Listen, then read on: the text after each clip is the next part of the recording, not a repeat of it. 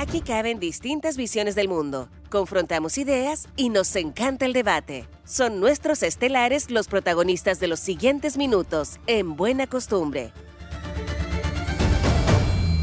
Sí, pues nos encanta el debate y nos encanta estar en la mañana de los días lunes junto a Paz Charpentier, abogada de la Fundación Liberal Reformista. ¿Cómo estás, Paz? Muy buenos días. Hola Álvaro, María José y también a todas las personas que nos están escuchando en este Concepción frío durante hoy, lunes en la mañana. Ánimo a todos para su semana. Y estamos también, gracias Paz, con Javier Sandoval, militante del Partido de Igualdad, consejero regional. Muy buenos días, Javier. Estás muteado. Sí. Muy buenos días, Álvaro, Paz, María José, nuevamente. Encontrarnos un agrado. Sí, y a gracias. todos y todas quienes escuchan. Oye, empecemos al tiro. Empecemos con las opiniones que dio el día viernes o sábado, no recuerdo bien, creo que fue el día viernes, del almirante en retiro, ex comandante en jefe de la Armada, Miguel Ángel Vergara. No recuerdo si él es el último o penúltimo comandante en jefe de la Armada antes de Juan Andrés de la Maza. Por lo tanto, es un líder militar que tiene ascendiente sobre la tropa todavía, sin duda alguna, por lo menos respecto del tiempo en que ejerció el mando supremo de la Armada.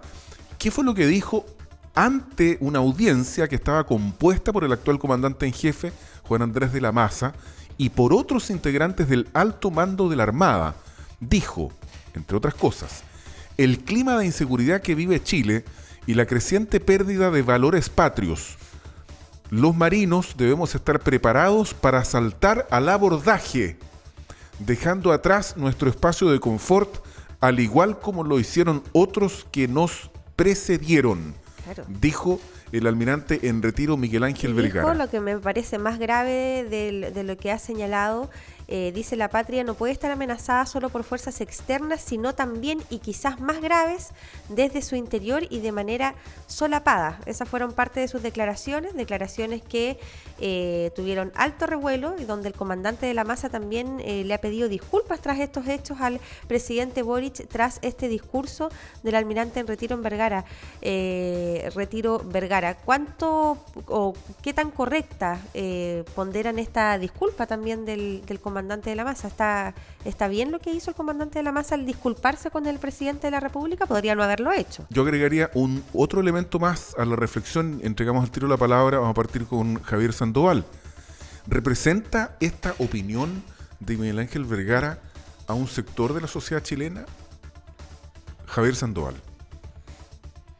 Bueno, primero establecer que comparto la gravedad de las declaraciones. O sea, yo partiría por ahí. No sé si estaremos de acuerdo en este panel que son graves, son inaceptables esas declaraciones, de modo tal que nos parece correcto que se pida disculpas por ellas, independientemente de que eventualmente reflejan, por supuesto, una cultura existente en una parte de la sociedad chilena y principalmente la que se ha aferrado, ¿verdad?, a esas tradiciones tan convenientes para interpretar el patriotismo, la identidad nacional y también los privilegios que vienen asociados con ciertas clases económicamente acomodadas y detentadoras de mayor poder.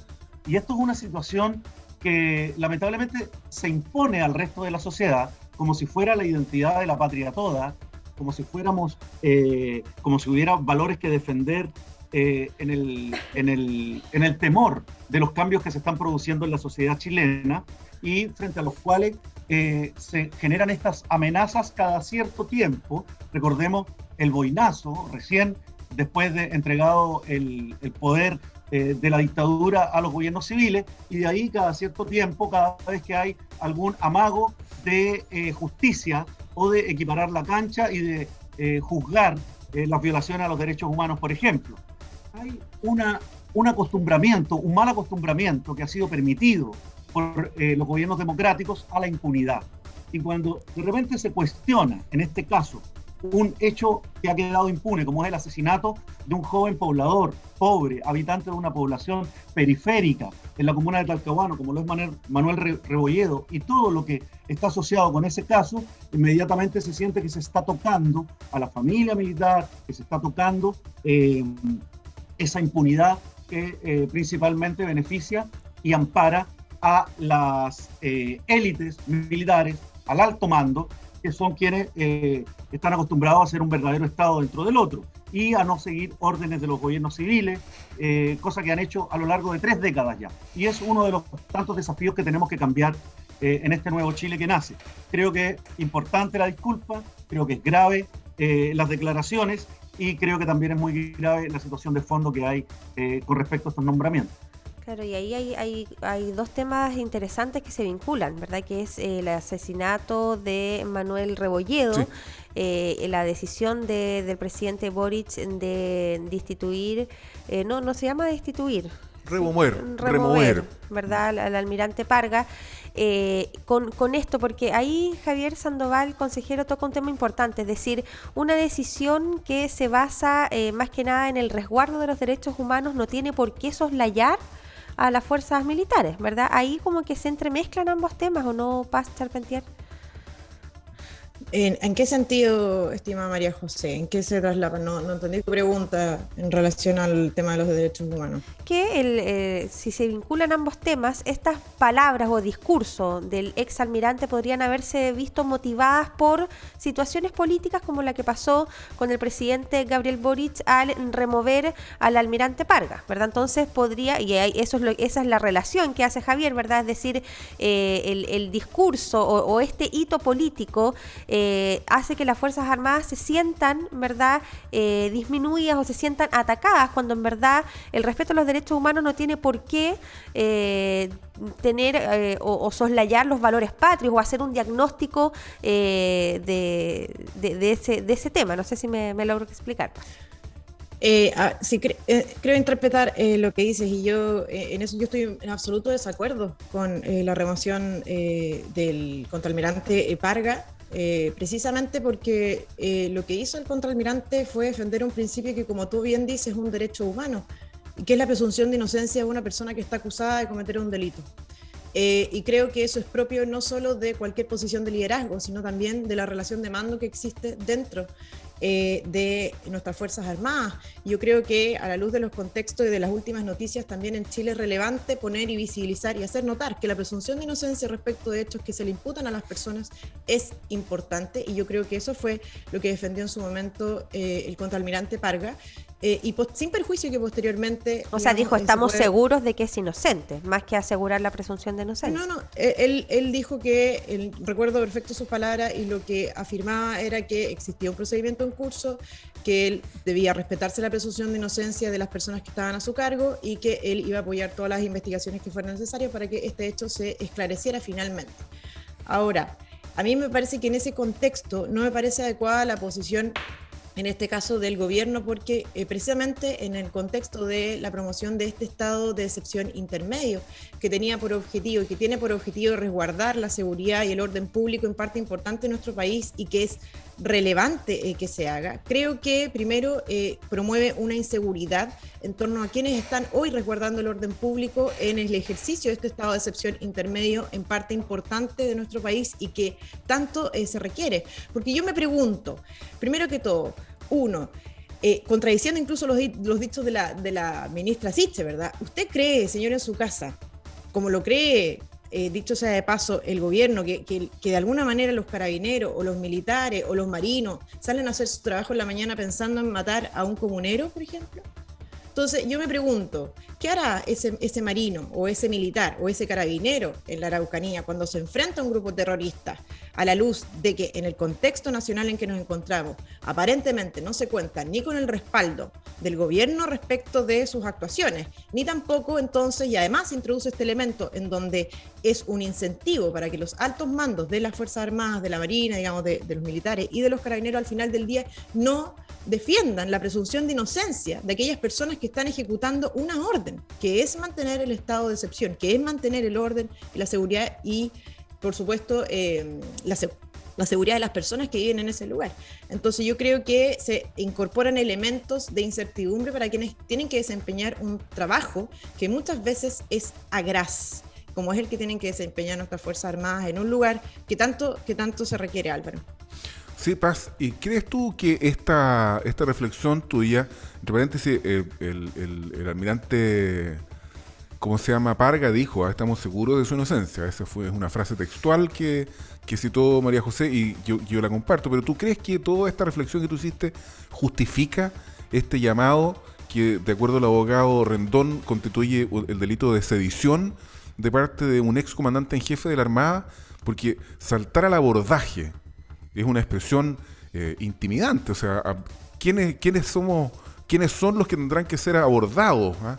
¿Dónde está el enemigo en este caso? ¿Cuál es el enemigo interno para el almirante Vergara? El enemigo asolapado. Claro, o sea, eso es lo que hay que identificar, pues. Porque Mire, no se trata de Juan Pérez o Álvaro Miguel es el que llamó a saltar al abordaje. es un ex comandante en jefe de la Armada, o sea, un asunto serio. Por eso yo quisiera relevar lo siguiente. Evidentemente son hechos y palabras graves, pero también hay que ponerlo en su contexto, y también voy a relevar un punto que me llama la atención que no se haga. El primero fue, entiendo yo, un evento de carácter privado, en donde existían personas que forman parte del empresariado y marítimo y portuario, primero que todo. Segundo, se trata de un caballero retirado, que ya no forma parte de la institución, y él tendrá su opinión respecto a los hechos que sucedan en Chile y que no tienen por qué afectar las decisiones de Juan Andrés de la Maza y los demás, digamos. De hecho, por esa razón es que el comandante en jefe actual le pide bien disculpas al presidente de la República por aceptar que esas cosas se dijeran en su presencia. Estamos claros en eso. Sin embargo, a mí me llama la atención que saltar al abordaje, estimado Álvaro, sea algo más grave o de mayor connotación pública que, por ejemplo, Héctor Yaitul ande con su mate, digamos, libremente, después de que, le haya declarado en 2 oportunidades en los últimos 3 meses la guerra al Estado de Chile, digamos. Y a llamar derechamente al uso de las armas. Entonces, a mí, esa valoración diferenciada respecto de los hechos que se da dependiendo de su origen en circunstancias que las cuestiones podrían ser equivalentes en gravedad, no se haga.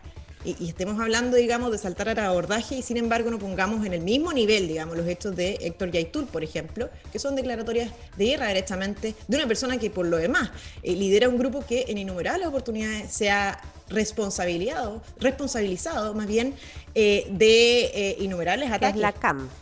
Así es, Sí, es la CAM. Entonces, a mí, eso a mí, no estoy aquí haciendo un punto para hacer equivalencia, ni no está jugando la teoría del empate, digamos. No. Yo digo, lo que estoy Pero diciendo se aquí ponderan, es que, pero se ponderan para ti, Javier, ambas, porque lo que dice Paz le llama la atención, ¿verdad? Esta parte es como una contradicción, ¿verdad? Que una persona que se haya adjudicado ataques incendiarios contra la propiedad privada, que llama a la subversión, llama a la subversión frente al saltar al abordaje. Hay 2 puntos. O sea, uno es más terrestre, el otro es más marítimo quizás, pero ¿cómo poder comparar y establecer ponderaciones entre 2 hechos como estos 2 cuando el que estamos poniendo en el tapete involucra al Estado? O sea, hasta donde yo sé, al dirigente mapuche Héctor Yaitul, nadie lo ha nombrado jefe de zona de ninguna parte, nadie lo ha destituido después, no ha salido ninguna autoridad jubilada y formada doctrinariamente con los recursos del Estado a defenderlo y a garantizar y asegurar o a intimidar con respecto a una impunidad que es crónica en los mandos chilenos, y no ha habido no ha involucrado recursos o armas del Estado detrás de ese tipo de llamados, porque, claro, jubiló el caballero, ¿no? Lo mismo que se decía de Pinochet, lo mismo que se dice siempre de todos estos altos mandos que salen y empiezan a hacer declaraciones públicas de lo que realmente han construido al estar operando dentro de las instituciones. Hay un tema doctrinario donde está absolutamente ausente la noción de sentido común y de consenso internacional con respecto a la justicia, algo que en Chile no se aplica, no se resuelve, no se sana, y que es lo que permite este tipo de pulsiones sediciosas como la que estamos viendo efectivamente en este caso nuevamente, y que toca nuestra región, porque estamos hablando de un estado de excepción que hace paralelo con otro estado de excepción donde justamente ocurrieron estos hechos repudiables, estos hechos criminales, que lamentablemente no han sido esclarecidos de acuerdo a lo que plantean los abogados de la familia de Manuel Rebolledo, y donde siguen usufructuando, ¿verdad?, de esa impunidad y de los privilegios asociados autoridades militares pagadas con los recursos de todas y todos los chilenos. Entonces, creo que ahí hay una situación que se acerca bastante a la intimidación y a la sedición efectivamente, y que no puede ser aceptada, porque estamos hablando del Estado que formamos todos, de las Fuerzas Armadas que financiamos todos. El Estado no somos todos de partida. No se deben al bien común de la sociedad en su conjunto. Pacha Charpentier, tienes 2 minutos para ti. No, solamente quisiera aclarar que es precisamente porque el Estado no somos todos, que es necesario que exista una Constitución. Porque la Constitución, a diferencia de la propuesta de texto que nos ofrece la Convención Constitucional, la Constitución tiene por objetivo organizar y estructurar el poder y establecer sus limitaciones respecto de los ciudadanos. Sin embargo, precisamente porque el Estado no somos todos, es importante que existan esas limitaciones y que en la propuesta de texto constitucional no existen, porque la verdad es que van muchísimo más allá de lo que idealmente se quisiera respecto de una propuesta de constitución. Es más, en vez de restringir al Estado a ciertas cosas, lo habilita para, por ejemplo, ingresar fuertemente en materia de educación, limitando, por ejemplo, la libertad de cátedra, digamos, los proyectos educativos distintos y una serie de cuestiones que el Estado no debería... ¿La libertad de enseñanza está garantizada en el borrador de la nueva Constitución? No está garantizada en la literalidad misma. De hecho, lo podemos conversar si quieren en otra oportunidad porque es un tema más profundo, pero es precisamente, el punto es precisamente porque el Estado no somos todos, es que debemos tener una Constitución que limite el poder de los políticos y del Estado respecto a los ciudadanos, estimado Álvaro, ese es mi punto. ¿No? Como limitar la subordinación civil también de las Fuerzas Armadas, también es un punto relevante. Sí, lo que pasa es que sí, yo creo que todos hicimos ver la visión de este fenómeno. A mí me gustaría solo reivindicar la figura del contraalmirante Parga. ¿En qué sentido? Me parece que el contraalmirante Parga entendió y ahora se ha limitado a decir lo que a mi juicio le corresponde a un alto oficial, que es aceptar las decisiones del presidente de la República al haberlo removido y al haber establecido en el desfile del 21 de mayo que él no debía opinar respecto de nada más, sino solo referirse a los hechos conmemorativos a las glorias navales. Eso. Pero yo creo que el punto está hecho, cosa que agradecemos a Javier y a Paz Charpentier por haber compartido con nosotros este nuevo amanecer de día lunes 23 de mayo. Que esté muy bien, ¿ah? Muchas gracias. Buenas Nos semanas. vemos, un abrazo grande. Chau, chau. 5 minutos faltan para las 9, todavía nos falta el resultado del sondeo de opinión y también el destacado del resumen de noticias